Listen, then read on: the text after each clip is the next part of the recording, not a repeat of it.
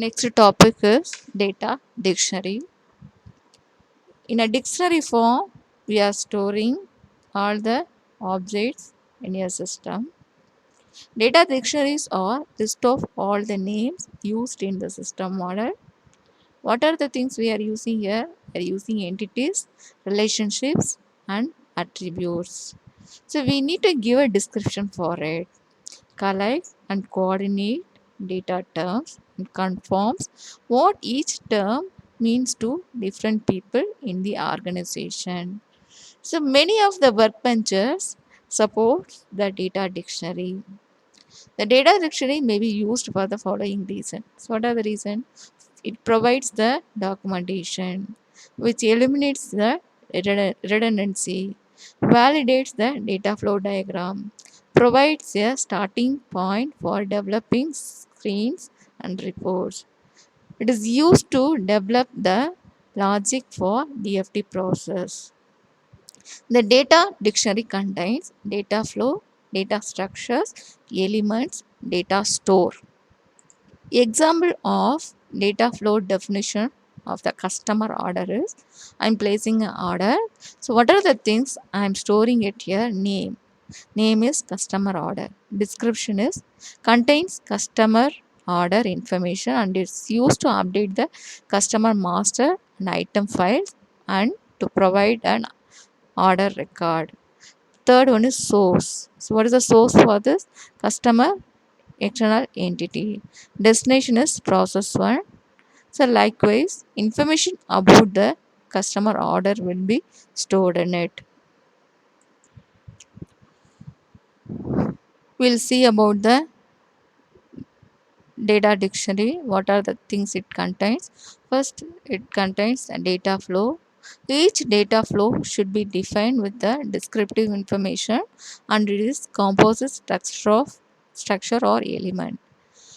It includes following information: ID, identification number, label, the general description of data flow, the source and destination of the data flow, type of data flow, the name of the data structure describing the element, the volume per unit time, and area for further commands and notations. Next, we have a data structure in the data dictionary. Data structures are group of similar structures and elements.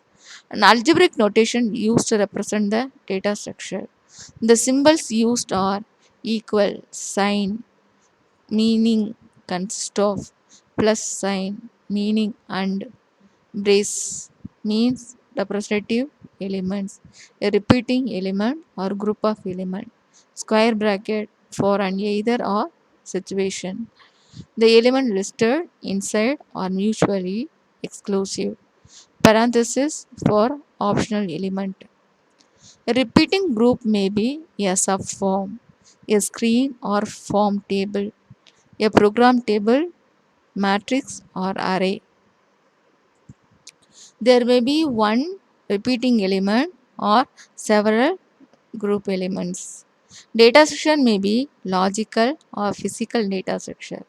Logical shows what data the business needs for its day-to-day operation. Physical means includes additional elements necessary for implementing the system. Example for the data structure: customer details. Customer name equal to first name, middle name is optional plus last name, and then address. Address will be formed from street plus apartment number is optional plus city, state, zip code. So this is the example for a data structure. So what are the data elements we are using in the data dictionary is that element ID, the name of the element, aliases synchrome or other names of the element, a short description of the element length, type of the data. It could be your alphanumeric or text data, or else input or output format using code symbol. Z means 0 suppresses, 9 means number, X means character, X of 8 means you have to use X character.